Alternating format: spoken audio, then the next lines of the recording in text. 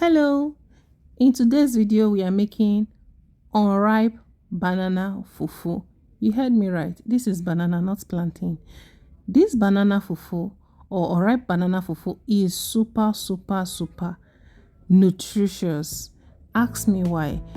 It's super nutritious because we are not just blending the banana to make the fufu, but we are adding this unripe banana peel. The banana peel is packed with a lot of nutrients. It's packed with phosphorus, potassium, vitamin B6, and the vitamin B6 helps your immune and nervous system to be what? Healthy and in equilibrium. You know, in today's world, we eat a lot of processed food, canned food, and so on. This type of fufu I'm making today is what you need to incorporate in your daily lifestyle. Stop eating processed food like there is no tomorrow. Add something nutritious to your meal plan, okay? The banana unripe banana peel is so good. It's packed with a lot of health dietary fiber. It's packed with a lot of essential amino acid. Before you before you start cutting the banana, make sure you wash it. Make sure you remove every kind of dust in it before cutting and blending.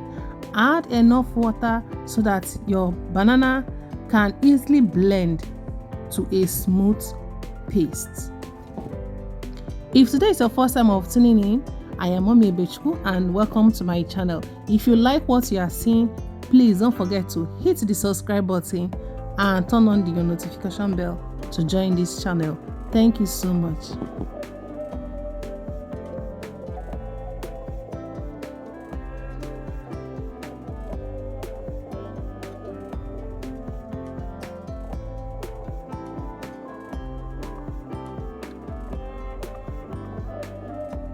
While blending, make sure you have a smooth paste before you take it out from the blender. I'll be making use of just half of this for this video tutorial.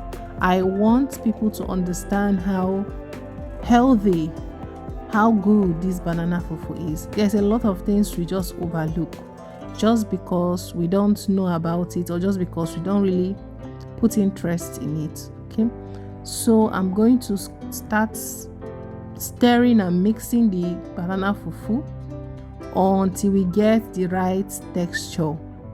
By the right texture, this banana fufu cannot be strong like fufu. Obviously, it does not have excessive starch to thicken like fufu. So we are going to add a helper, something that can thicken it before we carry it down from the gas or from the fire. So for this thickener, you might want to use yam flour, you might want to use plantain flour or oatmeal flour. All you need is to incorporate something healthy into the banana fufu to make it thick.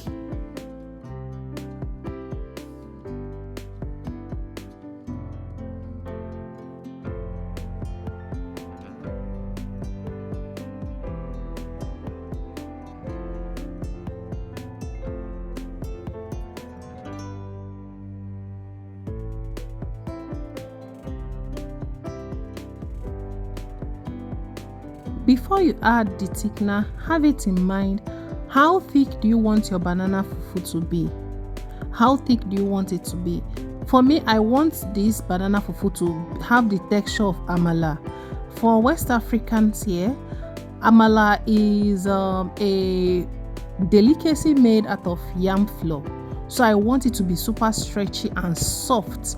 I don't want it to have the texture of cassava fufu. It will be very thick. I want it to be soft. It will be very easy to go through the throat. So I added a little water, just a little bit of water for the banana fufu to boil over.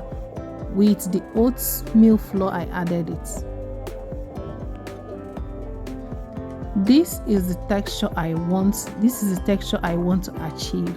So if you are someone that wants or likes very heavy or thick swallow, add a lot of thickener By thickener, remember, you can make use of oatmeal, can make use of plantain flour, you can make use of yam flour.